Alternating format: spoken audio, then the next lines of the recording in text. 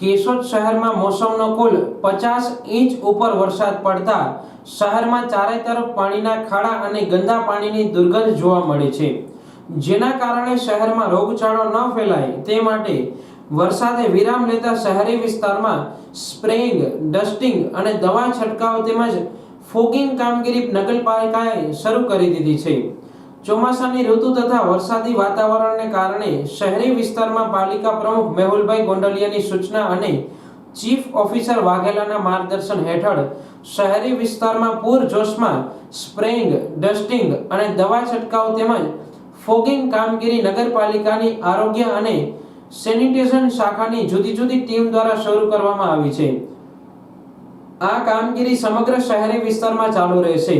આ બાબતે પાલિકા શહેરીજનોને વિનંતી સાથે અનુરોધ કરે છે કે આપણો કચરો વગેરે જાહેરમાં ન ફેંકીએ, ગંદકી ન કરીએ તેમજ ઘર વપરાશનું ગંદુ પાણી બહાર ન કાઢવું। નગરપાલિકા દ્વારા ચાલતી સફાઈની કામગીરીમાં તમામ પ્રકારનો સહકાર આપવા વિનંતી કરવામાં આવી છે।